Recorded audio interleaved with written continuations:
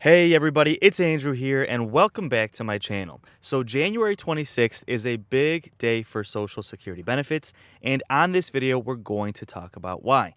We also have a huge update from Bernie Sanders regarding the stimulus package and his thoughts on why things haven't gotten done and what he wants to do going forward to approve things like stimulus checks for seniors, Social Security increases, and President Biden's Build Back Better stimulus package as well.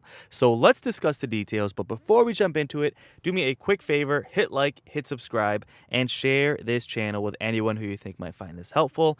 This is a community for seniors, and my job here is to be a voice for you and be a voice for seniors to make sure President Biden keeps his promise to increase Social Security benefits, increase SSI and SSDI, and even approve a stimulus check for seniors in this next stimulus package. So thank you so much for being a part of our community, and if you really want to support my work, subscribe to my second channel. The link to that is going to be in the comments of this video, and on that channel we're going to have a bingo night every Monday night live, so it's going to be a fun channel. And thank you to the 5,000 people who have already subscribed to that channel. So folks, let's jump right into it. We're not going to have a ton of trending news today because I'm a little bit tight on time, to be honest with you, and I just want to recap the fact that in the richest country in the history of the world, President Biden said he would increase Social Security. He said he would increase SSI and SSDI. He said he would approve stimulus for seniors. Specifically, he said he would do the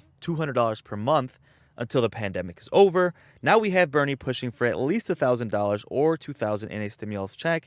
And in the richest country in the history of the world, the least we could do is take care of our seniors. And this is why there is a strong push for Democrats to make this one of their biggest priorities this year before the November midterm elections. A lot of experts are saying that Democrats should make Social Security one of their top issues, along with inflation, to make sure they can maintain control of both chambers. Now, whether or not you like Democrats, the fact is, right now, they're really our only hope to getting these things done.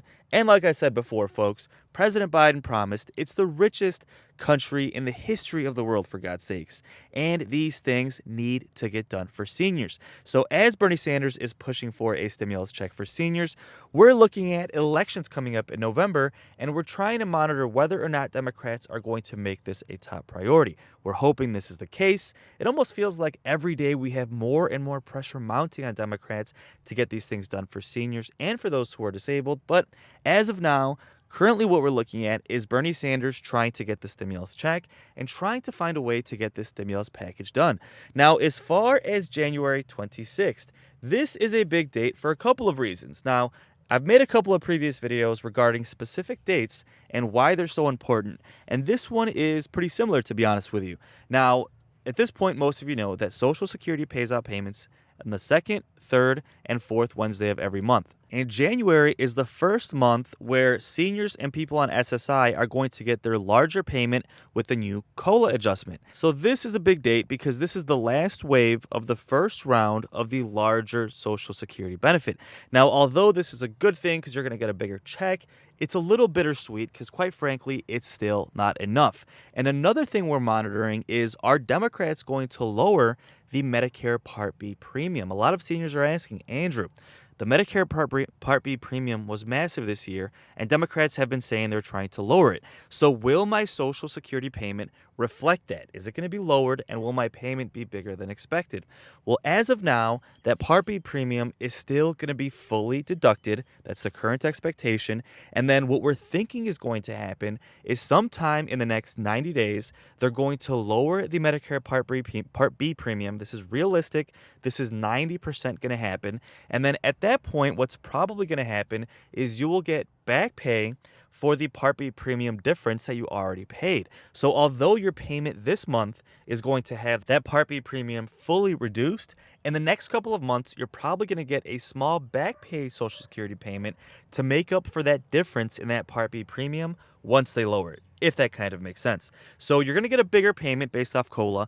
It's going to be reduced because of the Part B premium, but then sometime in the next couple of months, we expect you to get a small back pay payment for the difference in the amounts that they reduce the Part B premium. So it's a little bit confusing, but basically the bottom line here is January 26th is a big day. It's a great day. A 5.9% COLA is going a long way to help seniors, but it's bittersweet because it really shows that we still have a long way to go.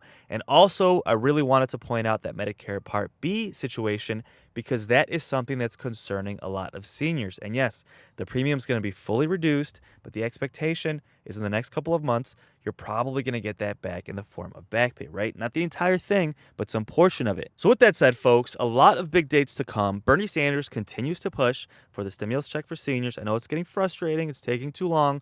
But remember, the second stimulus check took like 9 months, right? So this could still happen. It's taking longer than we hoped. But really, the situation is inflation is rampant, seniors are struggling more than ever, and Bernie Sanders acknowledges the fact that seniors need help more than ever. And he actually recently held an interview just this morning discussing the fact that Democrats were off to a good start in the beginning of President Biden's presidency. They approved the third stimulus check, then they approved the physical stimulus plan, but now things have gotten derailed, and he gave his thoughts as to why and what he thinks they have to do going forward in order to get these things done, in order to take care of seniors, approve stimulus checks for seniors, for people on SSI and SSDI as well, increase Social Security benefits permanently across the board, as well as increasing SSI and SSDI as promised. All of these things are things that Bernie Sanders continues to fight for, and he just held an interview discussing. So, folks, as our biggest voice, Bernie Sanders is the biggest voice we have for seniors and for people who are disabled. It's really important that we keep up and see what Bernie Sanders is saying, as he never gives up on us, so we can never give up on Bernie, folks. And let me know in the comments if you agree. Now, I know most of you don't agree with everything Bernie Sanders says. He's very progressive, but at the end of the day, when it comes to very specific issues like Social Security benefit increases, SSI and SSDI increases, stimulus checks for seniors and those who are disabled, these things are things that Bernie Sanders fights for. So, although it's not everyone supports every single thing Bernie stands for, I think in this community we could all agree that he is our strongest voice. So, folks, with that said, we should have a lot of updates in the next couple of weeks. Don't forget to subscribe, and I will keep you posted as things develop. And please stick around. Let's take a look and see what Bernie Sanders had to say. Let me know your thoughts in the comments, and I'll see you on the next video. And joining me now is the independent progressive senator of Vermont, Bernie Sanders. Senator Sanders, welcome back to Meet the Press, sir. Good to be with you, Chuck. Let me just start. Give me your take about why the president and the Democratic Party are in this precarious political situation right now at the start of the second year of the presidency. I will tell you why. I'll tell you exactly why. I think the president and the Democratic Congress started off very, very strongly. They looked at the economic crisis that was caused by COVID. We stood up strongly, and we passed the American Rescue Plan, which did an enormous amount in revitalizing our economy, put money into the hands of working people, put money into hospitals and into health care, lowered childhood poverty by 40% by putting direct payments in the hands of working class parents all over this country. We were off to a great start. And we also passed along the way the strongest infrastructure bill that has been passed since Dwight D. Eisenhower in order to rebuild our crumbling roads and bridges and water systems, expand broadband, and create many, many hundreds of thousands of good-paying jobs. We were off to a great start, and then I will tell you exactly what happened. 50 members of the Republican Party decided that they were going to be obstructionists, that they were not going to help us address the crises facing working families, not going to deal with the existential threat of climate, not going to be dealing with the high cost of prescription drugs, the need to expand Medicare, the need to improve home health care, et cetera, et cetera. And then you had two United States senators joining them, Mr. Manchin and Senator Sinema. And then for 5 months now, there have been negotiations behind closed doors trying to get these senators, these two Democratic senators, on board. That strategy, in my view, Chuck, has failed. Yeah. It has failed dismally. We saw it last week in terms of the Voting Rights Act.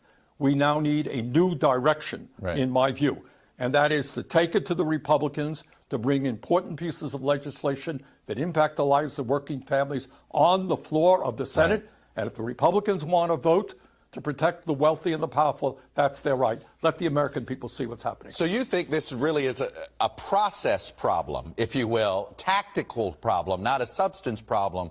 So does this mean you think from the beginning, and I hate even using the word reconciliation for this audience, we don't want to get mired into that Congress speak there. But do you think that was sort of a mistake, right? Lumping it all in, that there should have been separate votes for everything, or now there should be? No. Okay. No, that is exactly not what I'm saying. What is in the reconciliation bill, and I know that's inside the Beltway, is enormously popular. It's what 80% of the American people, NBC should do a poll, find out whether the American people want us to take on the greed of the drug companies and lower the cost of prescription drugs. Ask people whether they want to expand Medicare to cover dental, hearing, and eyeglasses. Ask people whether they want to improve home health care, whether we want to deal with climate change.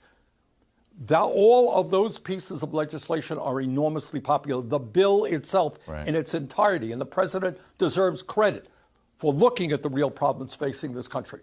But what we had is obstructionism from 50 Republicans to Democrats. What we have got to do now is take the issues to the American people.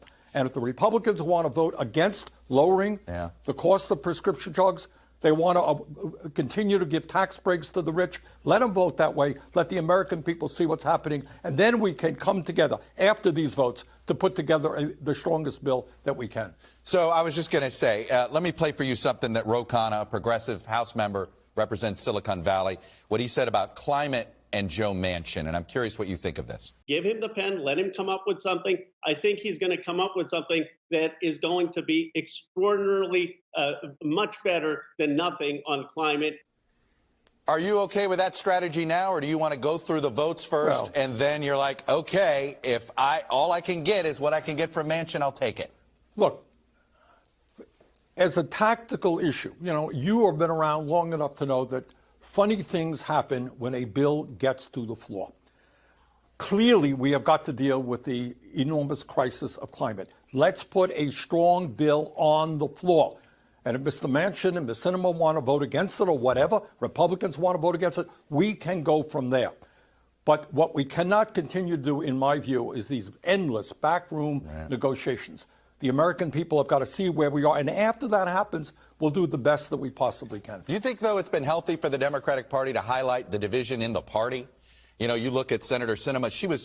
She was censured by the Arizona Democratic Party over what some will look at as a disagreement over tactics, not over substance, but over tactics. Do you think that was an appropriate action?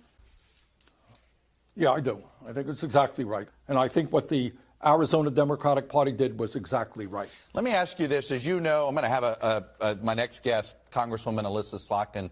She's part of some swing district members of Congress that wanted also a retooling, but in a different way. Would like to see more compromising focus on the inflation and COVID issue right now.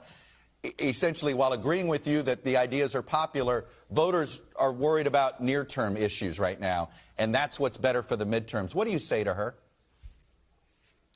Well, I think in a sense that's right. We can chew bubblegum and walk at the same time.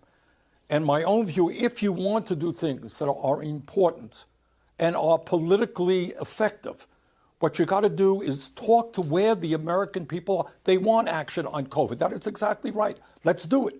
They want action on prescription drugs. They want action on home health care. They want action on climate. We have got to revitalize the Senate. We've got to bring these bills to the floor. We've got to debate them.